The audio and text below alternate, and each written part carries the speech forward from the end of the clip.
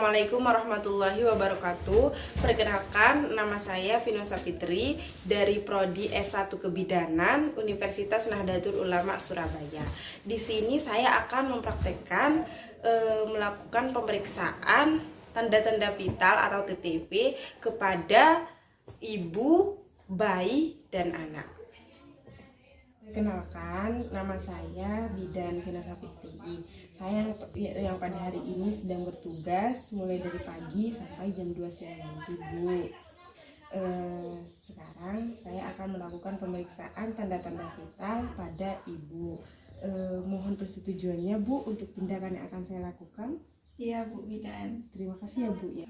Nah, untuk alat-alatnya, untuk pemeriksaan TTV ini kita itu harus menyediakan, yang pertama itu ada tensimeter, yaitu untuk mengukur tekanan darah.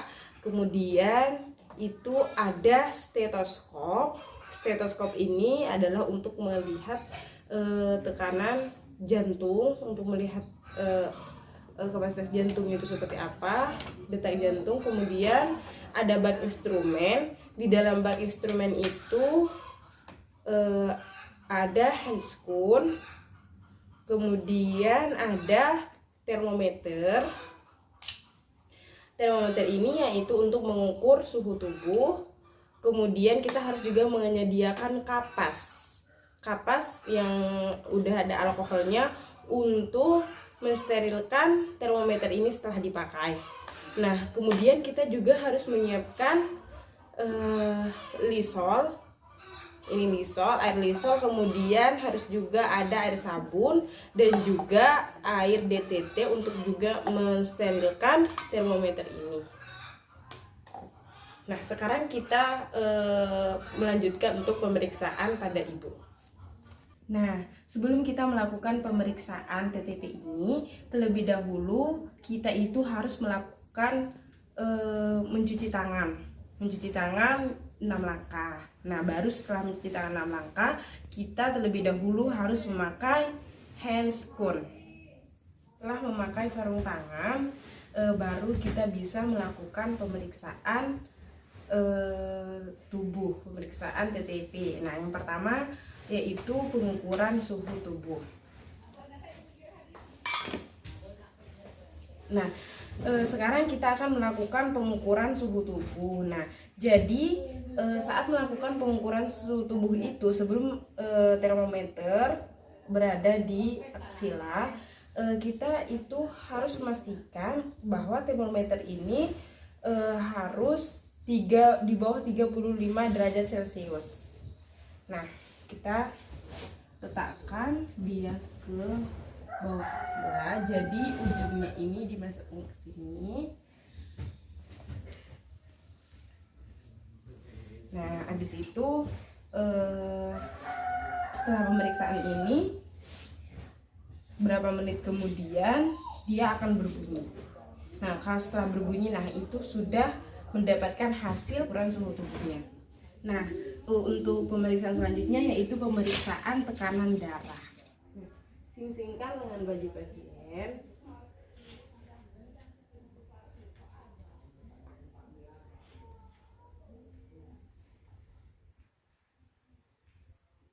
Lalu masukkan tensimeter untuk mengukur tekanan.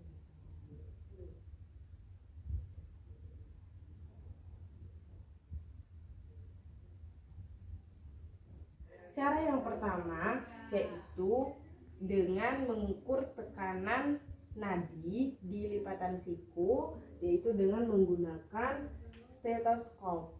Kita pakai stetoskop ini, kemudian kita letakkan stetoskopnya di sini. Habis itu kita melakukan pemeriksaan tensi. Kita melakukan pemeriksaan tensi.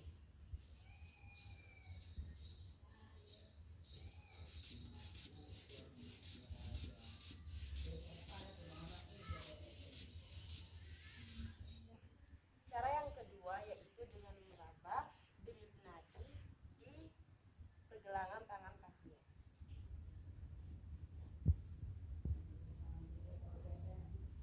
Kemudian lepaskan manisan.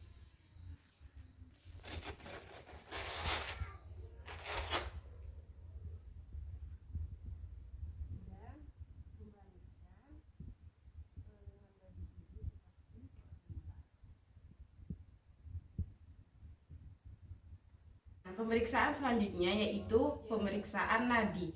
Pemeriksaan nadi kita lakukan yaitu dengan mengecek nadi dan menghitungnya selama 1 menit.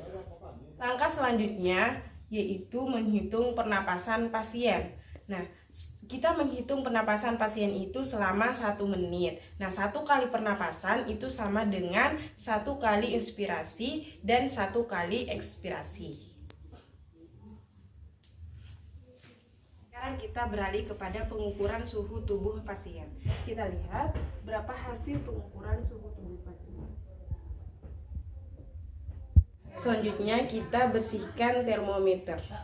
Nah, kita lap termometer dengan kapas yang berisi dengan alkohol. Kita lap termometer, kemudian kita masukkan dia ke dalam air Lysol, kemudian ke dalam air sabun, baru ke air DTT. Baru kita lap lagi dengan kapas yang kering.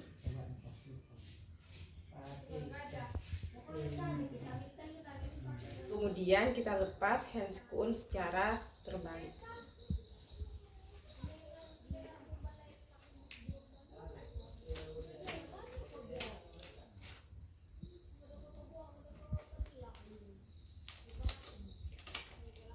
Nah, dan dibuang kepada tempatnya, dibuang ke tempat sampah. Nah, setelah kita selesai melakukan pemeriksaan, melakukan tindakan, setelah itu kita harus melakukan cuci tangan kembali. Nah, untuk langkah selanjutnya saya akan melakukan pemeriksaan tanda-tanda vital pada anak. Perkenalkan, nama saya Bidan Vina Sapitri. Saya yang bertugas pada siang hari ini. Sekarang saya akan melakukan pemeriksaan tanda-tanda vital atau pemeriksaan TTP pada adik. Nah, apa boleh Dek saya melakukan tindakan dari sekarang? Ya, terima kasih adik ya. Nah, sekarang saya akan melakukan pengukuran suhu tubuh.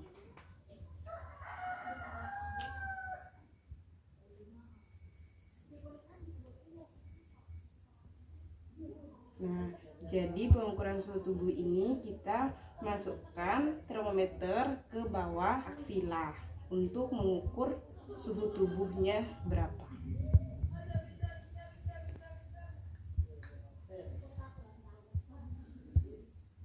Nah, kemudian setelah pengukuran suhu tubuh kita lihat berapa hasil pengukuran suhu tubuh.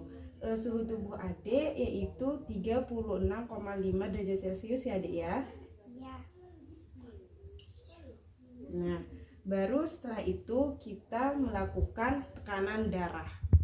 Nah, kita melakukan tekanan darah.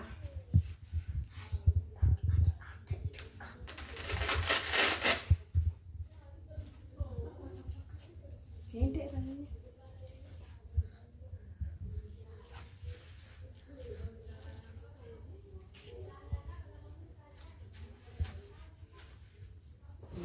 Tekanan darah ini untuk menentukan berapa tekanan darah adik ini. Nah, sebenarnya ini juga bisa pada orang yang tidak sakit ataupun orang yang sakit juga bisa, karena untuk mengetahui kesehatan kita.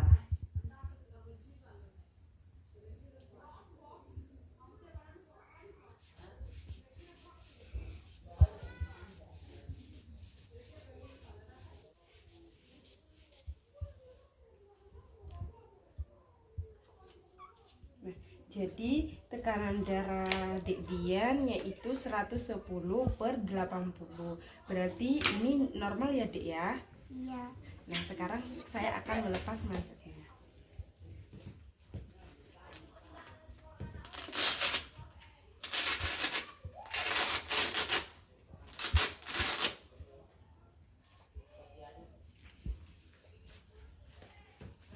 Untuk langkah selanjutnya yaitu pemeriksaan nadi. Nah, kita memeriksa nadi pasien itu, kita lihat tekanan nadinya di sini. Kita lihat tekanan nadinya, kita periksa itu selama 1 menit. Baru kita lihat menggunakan jam tangan atau lain sebagainya lah, alat untuk melihat jam selama 1 menit.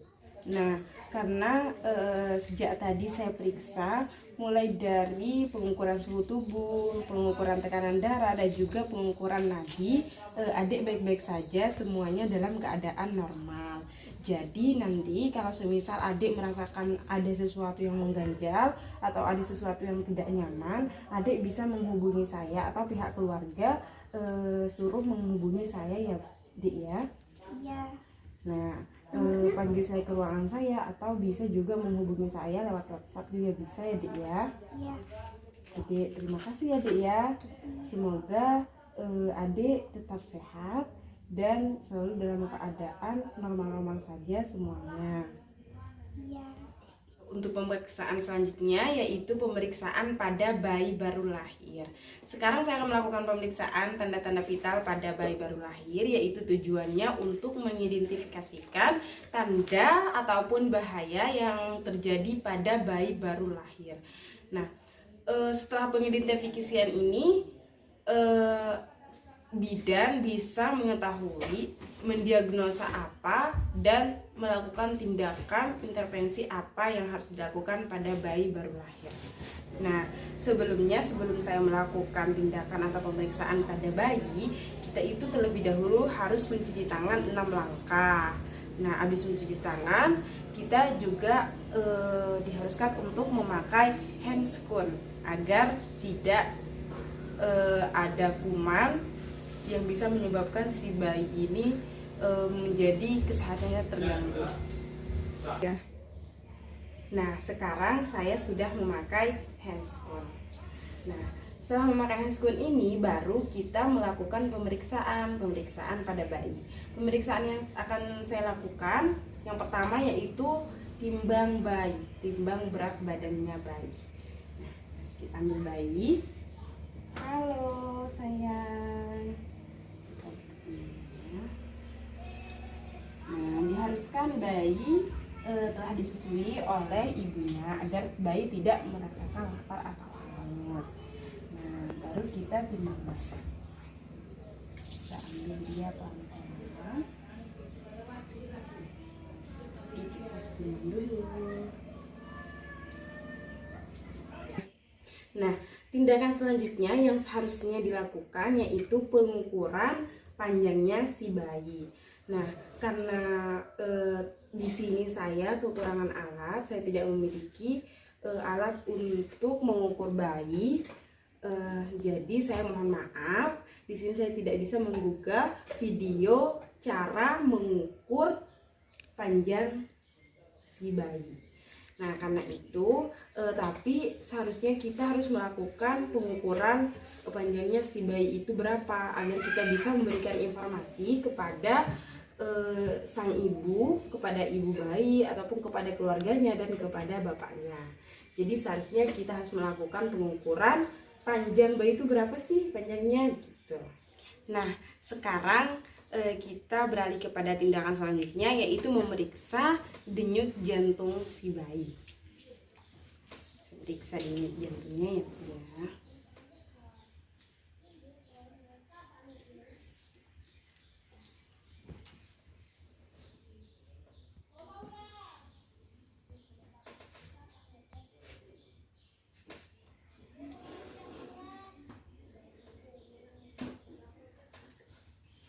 Kita periksa denyut jantung bayi ini tuh selama 1 menit penuh.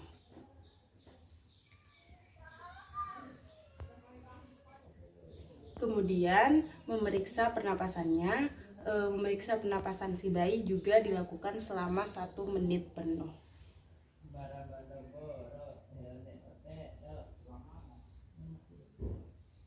Nah, untuk tindakan selanjutnya yaitu pengukuran suhu tubuh pada bayi. Sekarang kita akan melakukan pengukuran suhu tubuh pada bayi. Termometer ini dimasukkan ke dalam ketiaknya si bayi.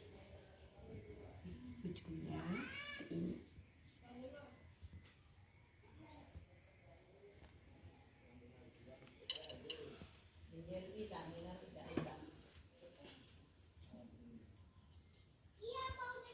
Kita bersihkan dengan kapas yang sudah ada alkoholnya.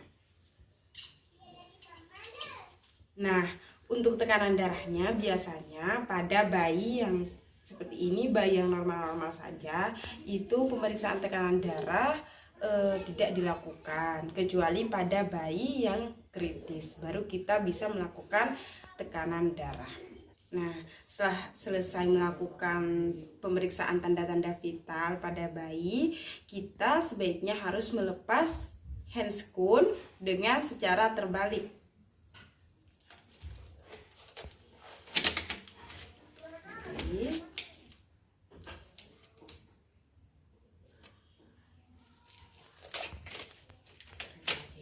Dan meletakkannya atau membuangnya ke tempat sampah. Baru setelah itu, setelah membuang handscoon semuanya sudah selesai, kita harus melakukan cuci tangan lagi. Setelah melakukan tindakan, kita juga harus melakukan cuci tangan lagi.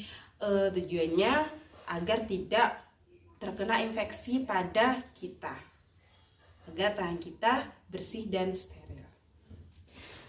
Nah, sekarang saya telah melakukan praktek pemeriksaan pada ibu, pemeriksaan pada anak, dan juga pemeriksaan pada bayi baru lahir. Nah, setelah selesai semuanya, jadi untuk pemeriksaan ketiga-tiganya itu memiliki tujuannya masing-masing, memiliki tujuan kesehatan masing-masing. Untuk yang pastinya untuk kesehatan ibu, kesehatan anak, dan kesehatan bayi baru lahir itu. Nah, terima kasih pada semuanya, apalagi yang sudah menonton vlog ini. Terima kasih banyak. Saya ucapkan Assalamualaikum warahmatullahi wabarakatuh.